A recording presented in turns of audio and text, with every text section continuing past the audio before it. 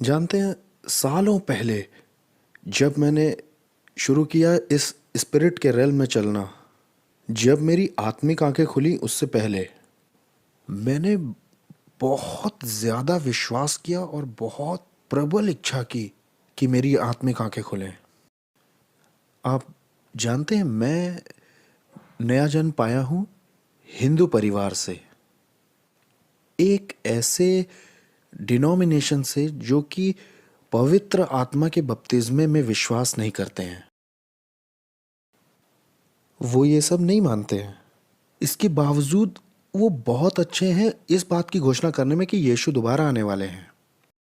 अब जब मैं हिंदू था तब मैंने एक पर्चा पाया अपने लेटर बॉक्स के अंदर, जिसमें कि 30 दिन का एक क्रूसेड के बारे में लिखा हुआ था, और मैंने एक बोझ महसूस किया अपने अंदर कि मुझे इसमें जाना है। आप जानते हैं, हम हिंदू हैं तो हमें नहीं मालूम होता है कि वो जो लड़ाइयाँ चर्च में हो रही हैं सारी उनके बारे में। अरे हमारी डिनोमिनेशन सही है, देखो तुम्हारी डिनोमिनेशन गलत है, हमें ये सब के बारे में कुछ नहीं मालूम। हम तो बस इतना जानते हैं कि एक ईश्वर है जिसे यीशु मसीह कहते हैं, और क्रिश्चियन जो होते हैं वो चर्च जाते हैं, बस इतना ही हमें पता होता है जब हम एक बाहरी आदमी होते हैं। तो मैं गया इस मीटिंग में, और वो एक ऑडिटोरियम में थी इसी तरह के, और मैं वहाँ बालकनी में बैठा हुआ था और संदेश सुन रहा था। और जब प्रचारक ने, जो अमेरिका का था, उसने ऑल्टर कॉल दिया, मेरे आत्मा की गहराई के अंदर मैंने एक आवाज़ सुनी, ये है सच्चा ईश्वर, जाओ और इसका अनुसरण करो। एक सच्ची सुन सकने योग्य आवाज़ जो अंदर गहराई से आ रही थी, ये है सच्चा ईश्वर, जाओ इसका अनुसरण करो। तो मैंने अपने दिमाग में सोचा, उन ईश्वरों का क्या जिनकी हम अब तक पूजा करते आए हैं। हिंदू जो होते हैं वो 33 करोड़ देवी देवताओं की पूजा करते हैं, आपको पता है? ये मत पूछिएगा कि वो गिनते कैसे हैं, सब जोड़ जोड़ के तो थक ही जाएंगे। तो हर जो हिंदू होता है, वो जो कट्टर हिंदू है, मतलब वो कम से कम 1 दर्जन देवी देवताओं की आराधना करता है घर में अपने। हमारे घर में एक मंदिर वाला कमरा होता है, उसमें हम बहुत सारी पिक्चर्स भी लगाते हैं उनकी। उनमें से एक संरक्षक देवता होता है जो पूरे परिवार को बचाता है, और उसके साथ बाकी सारे वो वाले लगे होते हैं। तो हमारे घरों में होते हैं 1 दर्जन से ज़्यादा देवता। और यहाँ मैं एक मीटिंग में बैठकर एक आवाज़ सुन रहा हूँ, ये है सच्चा ईश्वर, जाओ इसका अनुसरण करो। तो मेरे अंदर एक युद्ध शुरू हो गया कि उन देवी देवताओं का क्या, अरे उनका क्या। तो आप जानते हैं, मैं बैठा रहा, लेकिन वो आवाज़ बराबर आती रही। हर बार वो रुकती फिर आती, हर बार रुकती फिर आती। लेकिन एक जो चीज़ हो रही थी कि वो बढ़ रही थी और बढ़ रही थी और तेज़ होती जा रही थी। ये है सच्चा ईश्वर, जाओ इसका अनुसरण करो। मुझे मुझे नहीं पता था कि ये क्या करना है।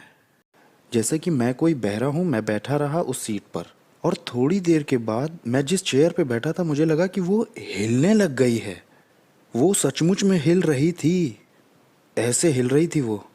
और आपको मालूम है, मैं उसे देख रहा था कि ये बिल्कुल हिल रही है, लिटरली हिल रही थी, और वो आवाज़ बराबर आ ही रही थी, ये सच्चा ईश्वर है। और जो मेरे दिमाग में बार बार सवाल आ रहा था कि जल्दी उठो जल्दी उठो। और ज़रा अंदाज़ा लगाइए कि मैंने क्या किया होगा।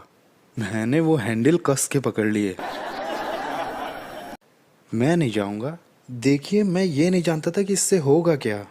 क्यों ये आवाज़ मुझसे बार बार कह रही है कि ये सच्चा परमेश्वर है, क्यों ये चेयर हिल रही है। मुझे ये सब नहीं पता था, लेकिन मैं थोड़ा ज़िद्दी बन के बैठा रहा। तब मैंने ये भी देखा कि बहुत सारे लोग उठ उठ के सामने जा रहे हैं। तभी अचानक एक तीसरी बात और हुई। मैंने अपने नीचे एक हाथ महसूस किया, और उसने मुझे बड़े प्यार से मेरे पैरों पे खड़ा किया। अब क्योंकि मैं ऊपर वहाँ बालकनी में बैठा हुआ था, तो मैंने अपने दिमाग में ये सोचा, देखो पहले तो आवाज़ आई, फिर चेयर भी हिली, और तीसरा हाथ भी आया जिसने मुझे प्यार से उठाया। अब अगर मैं और ज़्यादा इनकार करता हूँ तो ये हाथ मुझे अब नीचे ही उठा के फेंक देगा सीधा। तो मैंने सोचा कि मुझे समर्पण कर ही देना चाहिए इस आवाज़ को। तब मैंने महसूस किया कि इस हाथ ने मेरे हाथ को पकड़ा और बहुत प्यार से मुझे नीचे उतार दिया। 3 अलग-अलग तरह की वो सीढ़ियाँ थीं। मैं नीचे आया और वहाँ खड़ा हुआ जहाँ पर वो प्रचारक खड़े थे उनके लेफ्ट में। मुझे ये बातें अभी भी ऐसे याद हैं जैसे कि कल ही हुई हों।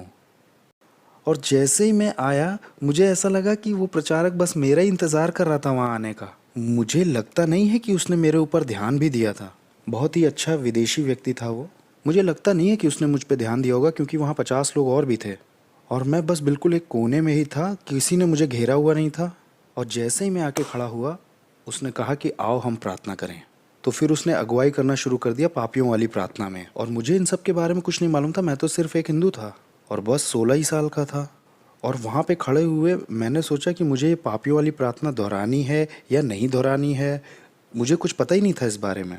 तो मैं वहाँ खड़ा रहा और मैंने कहा ठीक है, मैं इतनी दूर तो आया ही हूँ, चलो एक कदम और आगे लेके देखते हैं। मैंने इस तरह से ऊपर देखा और कहा, यीशु अगर आप सच्चे ईश्वर हैं तो मुझे आप निकाल दीजिए इस पुनर्जन्म के चक्र से, ऐसा हिंदू मानते हैं।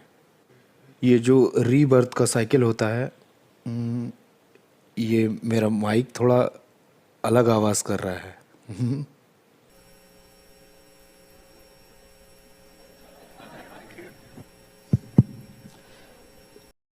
अब सही लग रहा है ये? अब बहुत सही लग रहा है। वैसे मुझे माइक पकड़ना अच्छा नहीं लगता, मुझे मेरे हाथ बिल्कुल फ्री अच्छे लगते हैं। खैर चलिए, कोई बात नहीं। तो मैंने ऊपर देखा और कहा, प्रभु अगर आप सचमुच में ईश्वर हैं तो मुझे इस रीबर्थ के साइकिल से बिल्कुल फ्री कर दीजिए आप। और जैसे ही मैंने ये कहा मुझे ऐसा लगा मेरे सिर पर किसी ने तेल उंडेल दिया हो। मैंने सचमुच में ऐसा ही महसूस किया और मैंने मुड़ के देखा भी कि कोई मेरे अगल बगल खड़ा तो नहीं। वहाँ लगभग 3 फुट के दायरे में कोई भी इंसान नहीं खड़ा था, कोई नहीं। लेकिन मैंने महसूस किया कि मेरे सिर पर तेल जैसा कुछ उंडेला गया है और वो धीरे धीरे नीचे आ रहा था। और जैसे ही वो धीरे धीरे नीचे आ रहा था मैंने महसूस किया कि मेरे दिल में एक तरह की सफाई सी हो रही है। और फिर वो बहते हुए मेरे शरीर पर आया, मेरे हाथों पर आया, मेरे चेहरे पर आया, मेरे पैरों तक चला गया। और जैसे ही वो पैरों के पंजों तक आया वो एकदम से चला गया और मैंने तुरंत महसूस किया कि मेरे सारे पाप माफ़ हो गए। और एक बहुत अजीब सी शांति जिसे मैं समझा नहीं पाऊंगा, लेकिन उसने मेरे दिल को भर दिया। और उसी पल से मुझे ये पता चल गया कि ये यीशु मसीह सचमुच में जीवित परमेश्वर है। 4 अलौकिक अनुभव मुझे हुए हैं जो कि मसीह में मुझे लाए हैं। तो जब मैं सेव हो गया तो उसके बाद क्या हुआ, तो ये जो चर्च था जिसने ये पूरी मीटिंग आयोजित की थी, उन्होंने कुछ पैम्पलेट्स और कुछ किताबें मुझे दी थी, वो इसी तरह से पढ़ने के लिए, आगे बढ़ने के लिए। तो मैं घर वापस आ गया और मैंने अपना विश्वास किसी को नहीं बताया क्योंकि मेरे पिता एक पुजारी थे। तो मैं जाकर के उन्हें ये नहीं बताना चाहता था कि मैं मसीही हो गया हूँ। तो ये बात मैंने तब तक छुपाई जब तक मैं इसे छुपा सकता था। मैं जब तक रंगे हाथों पकड़ नहीं लिया गया बाइबल के साथ, और उसके बाद तो समझो नरक ही खुल गया मेरे लिए। उसके बाद उन्होंने मेरी ऐसी फटकार लगाई, इतनी बुरी, कि मुझे किसी तरह से बाइबल नहीं पढ़ना और ना किसी क्रिश्चियन से मिलना है। फिर जानते मैंने उनकी बात मान ली और मैं सब कुछ भूल गया, इस मीटिंग के बारे में, उस चर्च के बारे में, और सब कुछ भूल गया। लेकिन मैं अपनी ज़िंदगी में हिंदू की तरह वापस जीने लग गया। और फिर हमारी वो साल की छुट्टियां जो होती हैं, जिसे स्कूल की आखिरी छुट्टी कहते हैं, तो उसी छुट्टियों के समय में मेरे पास कुछ और करने के लिए नहीं था। मेरा कोई दोस्त था नहीं, मेरे पिता ने कभी हमको कोई दोस्ती वोस्ती करने दिया ही नहीं किसी से। बहुत सख्त आदमी थे, बहुत सख्त आदमी थे वो। घर, स्कूल, घर, कुछ और नहीं। खेलने का नहीं, मतलब खेलने का कोई समय नहीं। तो खैर घर में बैठे हुए मैंने जो है, अब 1 महीने की छुट्टी है और मालूम भी नहीं है कि करना क्या है आगे। तो मैं जब अपने बेडरूम में बैठा हुआ था अकेला, तो मुझे याद आया कि वो जो 6 महीने पहले कुछ किताबें उन्होंने दी थी, वो किताब थी स्टेप्स टू क्राइस्ट। अब आप समझ गए होंगे कि मैं किस चर्च से आया हूँ, है ना? अरे आप लोग तो भविष्यवक्ता लोग हो भाई। देखिए आपकी, मुझे नहीं मालूम था कि वो चर्च कौन सा है, मुझे ये भी नहीं मालूम था कि कौन सा पंथ या डिनोमिनेशन है वो। बस मुझे इतना मालूम था कि मैं बच गया हूँ। मेरे लिए इस बात का कोई मतलब नहीं था कि वो कौन सा चर्च था। और जब मैं वो किताब पढ़ रहा था तो वही आवाज़ जो मैंने सुनी थी कि ये है सच्चा ईश्वर, एक बार फिर उस आवाज़ ने बात की। उसने कहा कि तुमने गलती कर दी, तुम उसी चर्च में वापस जाओ और बपतिस्मा लो। वही समय था, बहुत ही साफ और बहुत ही स्पष्ट, जैसे कि मैंने 6 महीने पहले वहाँ सुनी थी। तो मुझे वो सारी घटनाएं याद आ गईं और मैं तुरंत उठा और चर्च गया। मेरे लिए अच्छी बात ये थी कि वो शनिवार को सर्विस करते थे, तो मैं अपने पिता से झूठ बोल के कि मेरे स्कूल में एक्स्ट्रा क्लासेस चल रही हैं, तो मैं अपनी स्कूल की ड्रेस पहन के तो मैं अपने उस स्कूल में चला जाता था। और मैं सिर्फ एकमात्र ऐसा लड़का था जो वहाँ स्कूल ड्रेस में जाता था, वहाँ चर्च में। तो खैर मैं वहाँ जाकर चर्च में पास्टर से मिला और मैंने कहा मुझे बपतिस्मा लेना है। मैं लंबी बात को छोटा कर रहा हूँ कि उन्होंने कहा कि पहले तुम्हें बाइबल के बारे में जानना होगा, तभी हम तुम्हें बपतिस्मा दे सकते हैं। मैंने पूछा इसमें कितना समय लगेगा? उन्होंने कहा 3 महीने। मैंने कहा ठीक है। तो हर संडे की दोपहर को जब मेरे पिताजी सोया करते थे, उस बीच में यही वो समय होता था जब मैं घर से निकल जाता था, चर्च जाता था, अपनी बाइबल स्टडी लेता था और तुरंत भाग के घर आता था अपने पिता के उठने से पहले। और अपने 3 महीने के इन बाइबल स्टडी के समय में मैंने कुछ और नहीं सीखा, बस सिर्फ जो चर्च के डिनोमिनेशन है, बस उतना ही। और ये मेरे लिए ज़्यादा मायने नहीं रखता था। मेरा सिर्फ एक ही लक्ष्य था कि मुझे बैप्टाइज होना है। मेरे लिए इन बातों का कोई मतलब नहीं था कि वो सबत मनाते हैं कि नहीं मनाते, या अशुद्ध या शुद्ध भोजन करते हैं या नहीं। ये सब मेरे लिए कोई मायने नहीं रखता। एक कान से गया, दूसरे कान से निकल गया। मेरा सिर्फ यही लक्ष्य था कि मैं इन सब टीचिंग्स को ले लूं, क्योंकि मुझे बैप्टिज्म लेना है पानी में, क्योंकि यही तो मुझे प्रभु ने बोला था, जाओ और बपतिस्मा लो। तो खैर मैंने बपतिस्मा पाया 3 मार्च 1979 को। और इसके बाद मैं अब हाई स्कूल में आ चुका था। एक दिन मैं सड़क पर चलते हुए जा रहा था अपने स्कूल की तरफ, और मैंने देखा कि ऊपर से कुछ मेरे ऊपर आया और मेरी स्पिरिट में अंदर चला गया। और जब वो अंदर आया, उसी आवाज़ ने फिर बोला, परमेश्वर तुम्हें सेवकाई में बुला रहा है। तो इस तरह मैं कदम दर कदम आगे बढ़ा और मैं उस चर्च का मेंबर भी बन गया। वो कुछ बातों पे यकीन नहीं करते थे। वो सेवेंथ डे एडवेंटिस्ट चर्च था। आप समझ ही गए होंगे, मुझे यकीन है अब तक, है ना।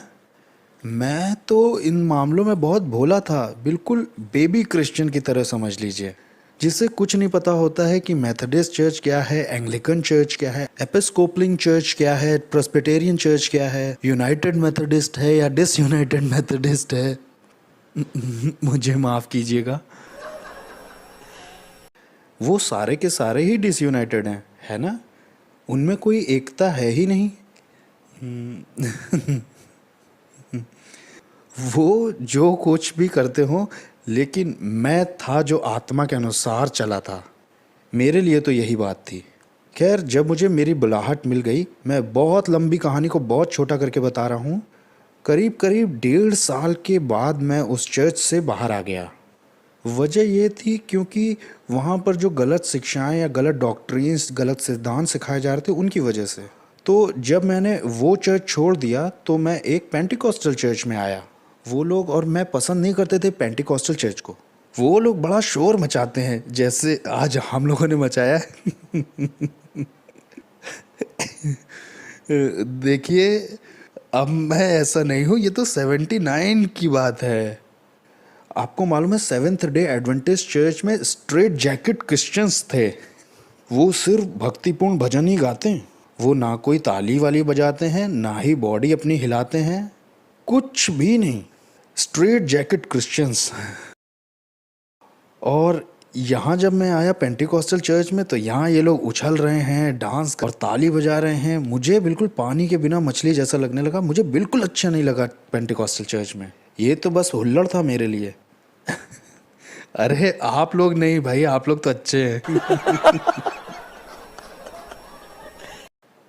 खैर फिर मुझे पता चला पवित्र आत्मा के बारे में, पवित्र आत्मा के बपतिस्मे के विषय में। अब क्योंकि सेवेंथ डे एडवेंटिस्ट की टीचिंग मेरे अंदर इतनी चली गई थी कि वो पेंटिकोस्टल्स क्या बता रहे हैं मैं समझ ही नहीं रहा था, अन्य भाषाओं के बारे में या बैप्टिज्म ऑफ होली स्पिरिट के बारे में। तो मैंने सीधा प्रभु से कहा कि मुझे इनकी भी नहीं सुननी है और ना इन लोगों की। मैं चाहता हूँ कि प्रभु आप मुझे सिखाएं। तो मैंने बाइबल ली और मैंने सुसमाचारों को पढ़ना शुरू किया, बार बार बार बार बार बार बार बार, जब तक कि मुझे यकीन नहीं हो गया कि ये सच है, ये पवित्र आत्मा का बपतिस्मा सच्चा है। और जैसे ही मुझे ये पता चला कि ये सच है, मैं बहुत ज़्यादा प्रार्थना करने लगा। 1980 के बीच वाले महीनों से लेकर के 81 के सितंबर तक मैंने दृढ़ निश्चय के साथ प्रार्थना की, प्रभु मुझे पवित्र आत्मा से भरिए, पवित्र आत्मा दीजिए। फिर 1981 के सितंबर में एक बहुत परमेश्वर के सामर्थी जन हमारे कस्बे में आए और उन्होंने एक बड़ा क्रूसेड किया, और उस क्रूसेड में मैं पवित्र आत्मा से भरता चला गया। 3 दिन तक लगातार भरता गया। मुझे ऐसा लग रहा था कि दसियों हजार बिजलियां मेरे अंदर से जा रही। 3 दिन तक वो मेरे अंदर से बहता ही जा रहा था, बिजली बहती जा रही थी, बहती जा रही थी, बहती जा रही थी। वो 3 दिन तक लगातार हर रोज़ ऐसा हुआ। तो अब मैं बहुत खुश हो गया क्योंकि मैं पवित्र आत्मा में बपतिस्मा पा गया। और उसके बाद मैंने बहुत प्रबल इच्छा करी पवित्र आत्मा के वरदानों की, क्योंकि ये बात मैंने परमेश्वर के उस जन में देखी थी कि कैसे उसके जीवन में पवित्र आत्मा के 9 वरदान प्रकट होते थे, कि कैसे वो लोगों के नाम बता देते हैं, उन लोगों की समस्याएं बता देते हैं। मैंने कहा प्रभु मुझे ये चाहिए। मैंने दृढ़ता से प्रार्थना की पवित्र आत्मा के वरदानों के लिए। और जब मैं पवित्र आत्मा के वरदानों को अभ्यास करने लग गया था अपने जीवन में, फिर भी मैं उससे कभी नहीं, अभी कुछ और बाकी है। तो अब मुझे पता चला परमेश्वर के एक और जन के बारे में। वैसे ये दोनों ही अभी इस वक्त प्रभु के पास जा चुके हैं। ये जो प्रभु का दूसरा जन था, इसकी बड़ी भीतरी गहरी अंतरंग चाल थी प्रभु के साथ स्वर्गीय स्थानों में। ये स्वर्ग तक उठा लिए जाते थे, ये स्वर्गदूतों को देखते थे, ये एक जगह से दूसरी जगह चले जाते थे, ये उन लोगों से जो महिमा में संत हैं उनसे भी मिल लेते थे। ये वाली बात मेरे अंदर और उत्साह पैदा कर रही थी। मैंने कहा अब मुझे ये चाहिए। तो ये अगला कदम था। मैंने फिर दृढ़ता से प्रार्थना शुरू की कि प्रभु मुझे भी उसी परमेश्वर के जन की तरह आपके साथ चलना है, मुझे भी वही अभिषेक चाहिए, मेरी आत्मिक आंखें खोलिए। ये जो मेरी खोज थी, इसके बीच का जो समय था, मुझे याद नहीं है कि मुझे कैसे मिली थी एक ये किताब जिसको कहते हैं बिलीवर्स अथॉरिटी, जिसे लिखा है केनेथ ई हेगन ने। उनकी किताब मेरे हाथ में आ गई तो मैंने उसे पढ़ा, और जब मैंने वो किताब पढ़ी है, मैं उस हिस्से तक पहुंचा जहां पर वो अपने आत्मिक जीवन में बहुत ही असंतुष्ट हो गए थे और वो और ज़्यादा कुछ गहराई चाहते थे। आपने पढ़ी है ये किताब? तो और इन्होंने अपनी पत्नी से कहा कि मैं जा रहा हूँ प्रभु को खोजने, मेरा इंतज़ार मत करना रात के खाने के लिए, मैं तब तक बाहर नहीं आऊँगा जब तक मैं प्रभु से ना मिल लूँ। और फिर इन्होंने अपनी बाइबल ली और इफिसियों के पहले अध्याय की 17 से 21 तक और तीसरे अध्याय की 17 से 22 आयत को पढ़ा, जहाँ पौलुस ने एक प्रार्थना की है, वो भी इफिसियों के विश्वासियों के लिए। तो इन्होंने प्रार्थना की, प्रभु ये प्रार्थनाएं आत्मा द्वारा रचित हैं, ये सिर्फ इफिसियों के विश्वासियों के लिए नहीं है, ये तो मेरे लिए भी हैं। तो मैंने उन प्रार्थनाओं का दावा किया। उन्होंने प्रार्थना की और प्रार्थना की, और जब तक कि प्रभु ने ये नहीं कह दिया कि आज के बाद से तुम्हारी आत्मिक आंखें खुल गई हैं। और जब मैंने इस बात को पढ़ा तो मेरे अंदर एक बहुत ज़्यादा उत्तेजना पैदा हो गई। तो मैंने ये सोचा कि अगर ये गोरे आदमी के लिए काम कर सकता है तो निश्चय है कि भारतीय के लिए तो जरूर करेगा क्योंकि हमारा परमेश्वर जो है वो रंग भेद नहीं करता है कि नहीं, वो कलर ब्लाइंड नहीं है। तो मैंने उस प्रार्थना को लिख लिया और व्यक्तिगत बना लिया कि प्रभु मुझे आप भर दीजिए अपनी आत्मा से जो बुद्धि और प्रकाशन का है, कि मेरी मन की आंखें ज्योतिर्मय हो जाएं पूरी, ताकि मैं ये समझ सकूं कि मेरे बुलाहट की आशा क्या है, कि संतों की मिरास की आशा का धन कितना बड़ा है, जो मुझ में काम करती है आपकी वो सामर्थ कितनी बड़ी और महान है। मैंने इन बातों को एक पन्ने पर लिखा और मैंने प्रार्थना की और प्रार्थना की। जब भी मैं उठता था और जब भी मुझे थोड़ा सा भी समय मिलता था, मैं एक कोने में जा कर के घुटने टिका करके प्रार्थना करता था, बहुत ही दृढ़ता के साथ। एक दिन जब मैं प्रार्थना कर रहा था तो मैंने देखा कि एक रोशनी जैसी चमकी, और उसने ऐसा कहा कि आज से ठीक 180 दिन के बाद तुम्हें ये वरदान मिलेगा। मुझे नहीं मालूम कि 180 दिन क्यों कहे गए, लेकिन मैंने उसे अपनी डायरी में लिख लिया। लेकिन मैं फिर भी वो प्रार्थना करता रहा। हर रोज़ मैं वैसे ही प्रार्थना करता था। जब मैं बस में जाता मैं प्रार्थना करता, जब मैं पैदल चलता तो प्रार्थना करता, जब भी मुझे थोड़ा सा समय मिलता मैं एक कोने में जाकर घुटने टिका के यही प्रार्थना करता। सितंबर 2003 के तीसरे हफ्ते में, मुझे लगता है 23 या 24 तारीख थी वो, मैं एक आत्मिक सभा में गया हुआ था। जब वहाँ प्रार्थना की जा रही थी, अचानक मेरी आत्मिक आंखें खुल गईं। मैंने देखा प्रभु यीशु मसीह क्रूस पर लटके हुए हैं। 20 मिनट तक मुझे ये दर्शन होता रहा, और हर एंगल से होता रहा। वो सामने से, बगल से, पीछे से, ऊपर से, नीचे से, हर तरफ से मैंने इस दृश्य को देखा, और मेरी आंखों से आंसू नदियों की तरह बहे। मैं रोता गया, रोता गया और रोता गया। मुझे ये नहीं मालूम मैं क्यों रो रहा था, और मैं आंसुओं पर काबू भी नहीं कर पा रहा था। वो तो बस बहते ही चले जा रहे थे। उस रात को जब मैं अपने कमरे में गया तो मैंने इस घटना को डायरी में लिखा। मेरी आदत है डायरी लिखने की। जब भी प्रभु कोई दर्शन मुझे दिखाते हैं या कुछ कहते हैं मुझसे तो मैं उसे डायरी में लिख लेता हूँ। और जब मैं इस घटना को डायरी में लिख रहा था तो मैंने सोचा कि लाओ मैं देखता हूँ ये दिन कौन सा दिन है। उस दिन के हिसाब से मैं पीछे गया, और वो बिल्कुल ठीक 180 दिन हुए थे उस दिन। बिल्कुल ठीक ठीक 180 दिन हुए थे जब मेरी आत्मिक आंखें खुली। और उस दिन से आगे अब तक जब भी मैं प्रार्थना करता हूँ मैं एक दर्शन देखता हूँ, एक आत्मिक दर्शन। और इसके बाद भी मैं संतुष्ट नहीं हुआ। मैंने कहा ये भी अभी काफ़ी नहीं हुआ, अभी भी काफ़ी नहीं है, और मुझे अगले चरण तक जाना। और क्या है अगला चरण? प्रभु यीशु मसीह को देखना। ये मेरा अगला चरण। तो मैं दृढ़ता से प्रार्थना करने लगा, प्रभु मुझे आपको देखना है, प्रभु मुझे आपको देखना है। मैंने सुना था कि उस परमेश्वर के जन ने क्या कहा था।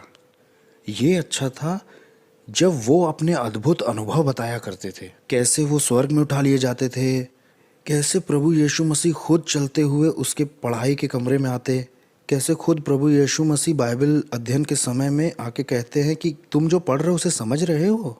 ये सब सुनना बहुत ही अच्छा लगता था। लेकिन मैं वहीं रुका नहीं। मैंने कहा नहीं प्रभु, मुझे भी ये चाहिए, प्रभु मुझे चाहिए ये। अगर वो उनके लिए कर सकते हैं तो वो किसी के लिए भी कर सकते हैं, क्योंकि वो सबसे प्यार करते हैं।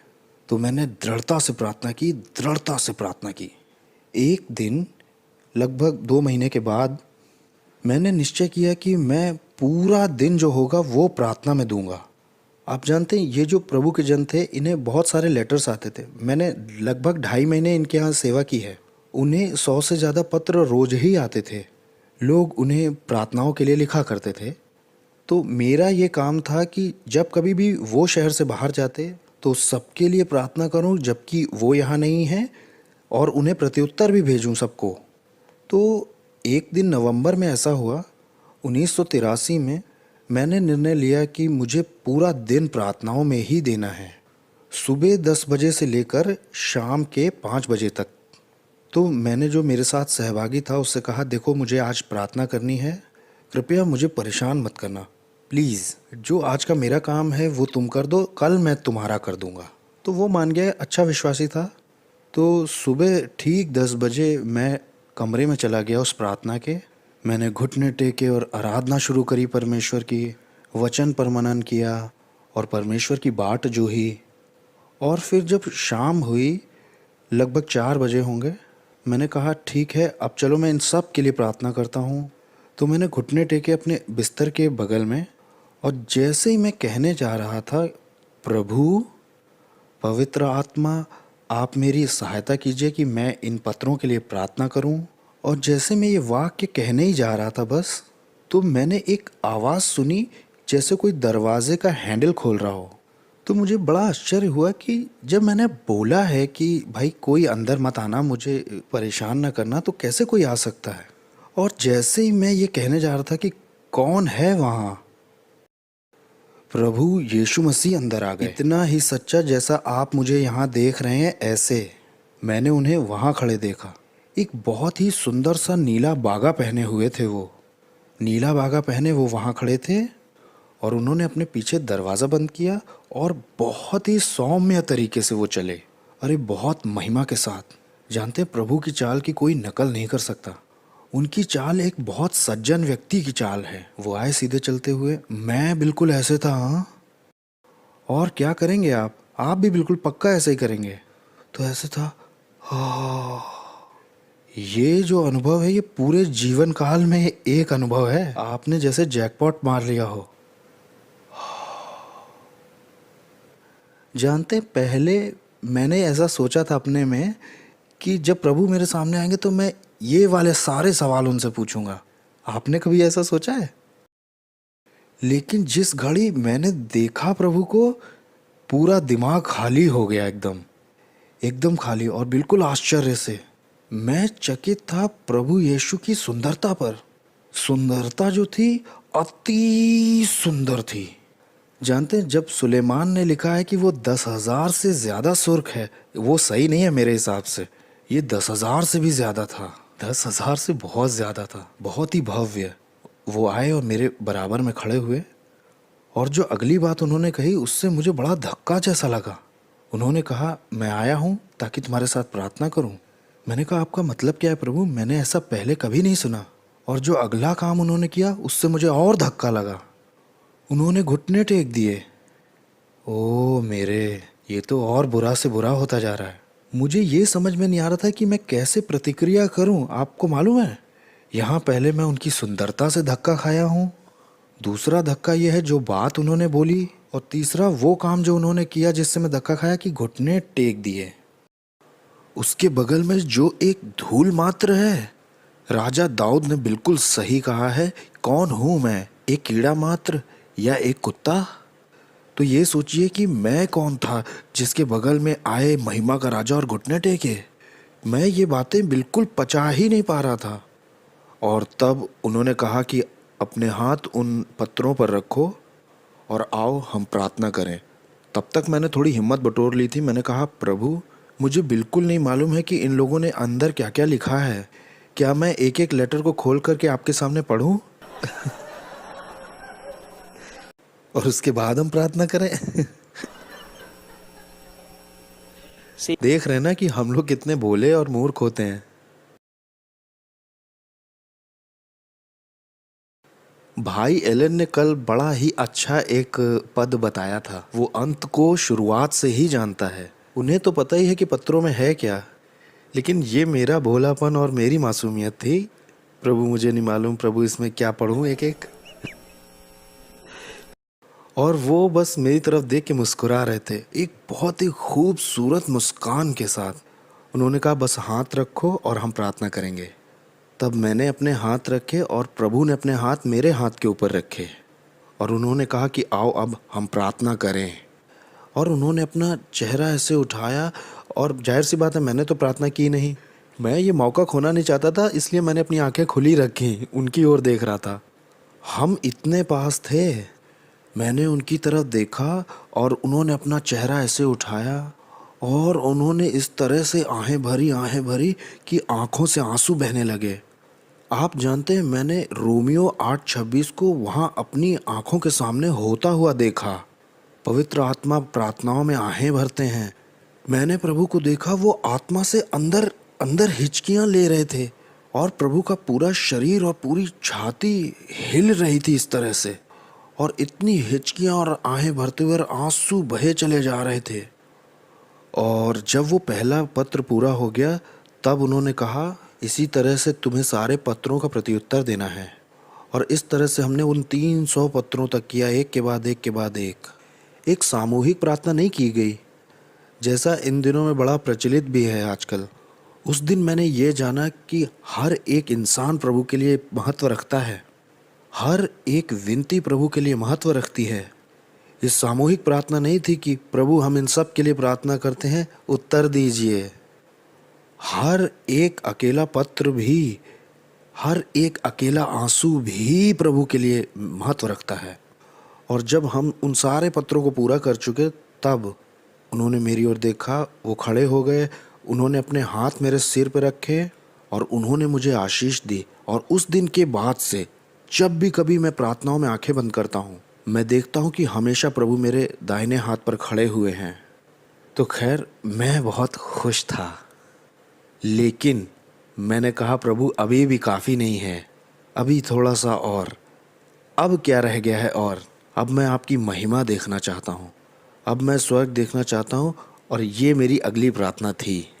और मैंने फिर दृढ़ता से प्रार्थना की कि प्रभु मुझे आपकी महिमा देखनी है, आपकी महिमा देखनी है प्रभु। फिर से पूरा दिल लगा के प्रार्थना की। और इसके पहले कि आपको मालूम है, बाइबल हमें बताती है इब्रानियों 11वें अध्याय और 12वें अध्याय में कि अंत के दिनों में संतों के साथ की संगति चर्च को फिर से वापस कर दी जाएगी। आपको ये बात मालूम है ना? ये जो प्रभु के जन हुआ करते थे, वो अपने अद्भुत अनुभवों को बताया करते थे कि कैसे उनकी संतों के साथ संगति होती थी। आप मरे हुए लोगों से बात नहीं कर रहे हैं, वो मरे नहीं हैं। क्योंकि बाइबल कहती है, और ये तो प्रभु ने खुद कहा है, परमेश्वर मरे हुओं का परमेश्वर नहीं है, परमेश्वर तो जीवितों का परमेश्वर है। वो अब्राहम का परमेश्वर है, इसहाक का और याकूब का। वो जीवितों का परमेश्वर है। अगर वो जिंदा हैं तो हम एक तरह से मृतकों से बात नहीं कर रहे हैं। नेक्रोमेंसी नहीं है ये। आमेन। आप समझ रहे हैं मैं क्या कह रहा हूँ? ये मृतकों से बात करना नहीं है। वो जिंदा है, महिमा के सारे संत। और हमारे पास अभिलेखों में प्रमाण भी दिया है। मत्ती 17वें अध्याय में जब मूसा और एलिया प्रभु से मिलने आते हैं, तो पद तो वहाँ दिए हैं, है कि नहीं? और ये वहाँ भी दिया है, मत्ती 27, 51 और 52 में आप पढ़ते हैं कि जब प्रभु यीशु मसीह का पुनरुत्थान हो गया, उसके बाद कि कब्रें खुल गईं और उनमें से संत और वो यरूशलेम में बहुत सारे लोगों को दिखाई दिए। तो महिमा के संत दिखाई दिए और लोगों से बातें भी की। तो हमारे पास इनके लिए पद हैं। आप मेरे साथ हैं? ठीक है। इससे पहले कि ये प्रार्थना करूं कि स्वर्ग की महिमा देखनी है, मैंने ये प्रार्थना की, प्रभु दरअसल सच बात तो यह है कि मैंने ऐसी प्रार्थना नहीं की थी मुझे संतों को देखना है ना। मैंने तो बस निर्णय लिया था कि मुझे परमेश्वर के साथ ही चलना है। प्रभु ने मुझे एक आज्ञा दी थी और कहा था कि इस आज्ञा को पूरा करो। हर दिन इतने घंटे तुम्हें प्रार्थनाओं में देने होंगे। मैं ये नहीं बताऊंगा कि कितने घंटे, क्योंकि ये सिर्फ खास मेरे लिए था। ये बात सबके ऊपर लागू नहीं होगी। मैं समझ गया हूँ कि ये सबके लिए काम नहीं करेगा, क्योंकि मैंने जब दूसरों से ये बातें बताई और जब उन्होंने प्रार्थनाओं में उतना ही समय बिताया, उनके लिए काम नहीं किया, तो तब मैंने ये महसूस किया कि नहीं, ये सिर्फ खास मेरे लिए बनाया गया था। लेकिन नियम ये था कि परमेश्वर की बाट जोहनी है। यही एक नीति थी बस। परमेश्वर के साथ चलना है, परमेश्वर के साथ चलना है और पीछा करना है बहुत ही दृढ़ता से।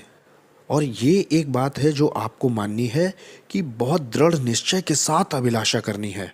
मैं ये सब आपको इसलिए नहीं बता रहा हूँ कि मुझे अपनी आत्मिकता को दर्शाना है आपको, लेकिन इसलिए कि आपके अंदर थोड़ी ईर्ष्या पैदा हो। बस यही मैं कर रहा हूँ।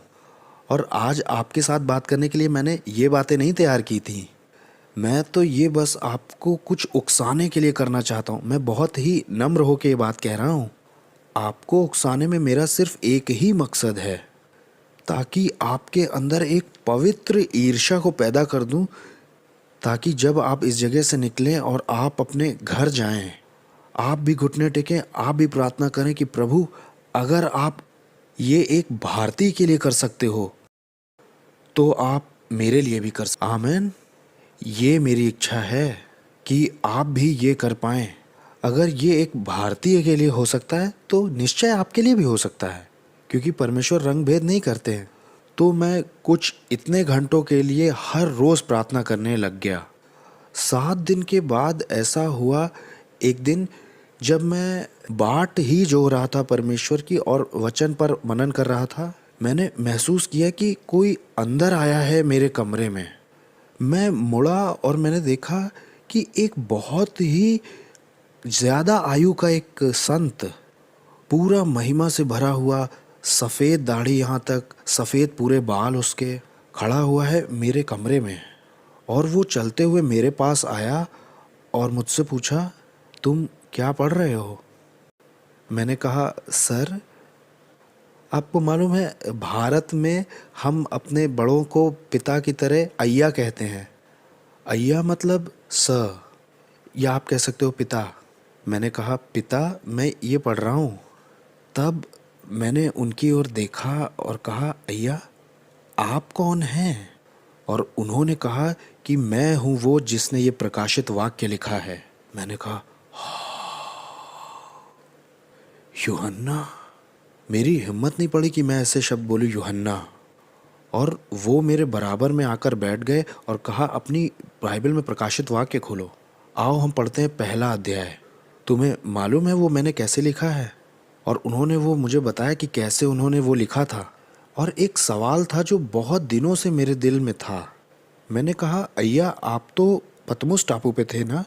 आपने कैसे वो पत्र सारे लिखे सातों कलीसियाओं को, और उन्हें भेजा किस तरह से, वो जो कि एशिया माइनर में थी सातों? उन्होंने कहा, जब परमेश्वर ने मुझे ये प्रकाशन दिया तो उन नगरों के जो भी स्वर्गदूत थे वो सब मेरे सामने आकर के खड़े हो गए थे, और मैंने लिखा ये सब स्क्रोल्स में और उन्हें दे दिया। और वो लेकर के गए उनको अलग अलग कलीसियाओं में, वहाँ इफिसियों की कलीसिया के दूत के पास वो लेके गए। और ये बातें जब उन्होंने मुझे बताई तो मैं बहुत रोमांचित हो गया। तो फिर वो छोटी सी एक मुलाकात जो कि लगभग आधे घंटे की होगी, वो चले गए। और फिर उस दिन के बाद से हर कुछ दिनों के बाद कोई ना कोई संत मेरे पास आता, जब मैं परमेश्वर की बाट जो रहा होता था, या तो प्रार्थना करने के लिए, और या बाइबल में कुछ ऐसी आयतें जो आज तक मुझे समझ में नहीं आई थी उन्हें समझाने के लिए। वो पूछते कि इसका मतलब मालूम है? जब मैं यशाया की किताब पढ़ रहा था, यशाया नबी आए थे, उन्होंने कहा, ये मुझे समझाने दो इसका मतलब क्या है। हर रोज़ ही ऐसा चलता रहा चलता रहा। तो मैं बहुत ज़्यादा उत्साहित था, लेकिन मैं अभी भी संतुष्ट नहीं था। अभी तो कुछ और भी बाकी होगा। कुछ और तो है। अगला क्या है? स्वर्ग की महिमाओं को देखना। ये मेरा अगला लक्ष्य बन गया। मैंने फिर दृढ़ता से प्रार्थना शुरू की, प्रभु मुझे आपकी महिमा को देखना है, प्रभु मुझे आपकी महिमा को देखना। और हर रोज़ मैं दृढ़ता से और पूरे जुनून के साथ प्रार्थना करता था, ये कि प्रभु मुझे आपकी महिमा को तो देखना है। मेरे जन्मदिन के एक हफ्ता पहले, या यूं कहूँ कि मेरे जन्मदिन वाले दिन की रात में, एक संत मुझसे मिलने आया जब मैं प्रार्थना कर रहा था। मुझसे कहा, आज तुम्हारा जन्मदिन है, मैं तुम्हें आशीष देने आया हूँ। बहुत जल्दी वो जो तुम प्रार्थना कर रहे हो इतने समय से, तुम्हें मिलने वाला है वो। और जैसे ही उन्होंने ये बात कही, मैं तुरंत समझ गया कि ये कौन है। और तब मैंने उस संत का धन्यवाद किया और वो चले गए, और मैंने फिर दृढ़ता से प्रार्थना शुरू की। मैंने कहा, प्रभु, अब आपने मुझे एक वचन दे दिया है। अब ये सिर्फ विश्वास के द्वारा नहीं कर रहा हूँ, अब मेरे पास प्रतिज्ञा किया हुआ एक वचन है। तो मैं और दृढ़ता से प्रार्थना करने लगा, प्रभु मुझे ये चाहिए, प्रभु मुझे ये चाहिए। और एक दिन 24 मार्च के दिन 1984 में सुबह के लगभग 2 बजे, जब मैं परमेश्वर की बाट जो रहा था, अचानक मैंने अपने आप को एक बड़े विचित्र स्थान पर पाया। मैंने अपनी आंखें खुली, इधर उधर देखा, और एक बहुत सुंदर बगीचा था, ये बहुत सुंदर बगीचा। और मैंने कहा, मैं अपने कमरे में था भारत में। वो तो बड़ा छोटा कमरा था, 6 बाई 6 का, और वहाँ तो नीचे सीमेंट थी। ये एक बगीचा कैसे हो सकता है? एक बहुत ही सुंदर बगीचा था। मैंने इस तरह की हरियाली को पहले दुनिया में कहीं नहीं देखा। जब मैं ये आश्चर्य कर रहा था कि मैं हूँ कहाँ पे, 2 स्वर्गदूत जो कि लगभग 8 फुट के होंगे, वो आके मेरे बगल में खड़े हुए और बोले, स्वागत है।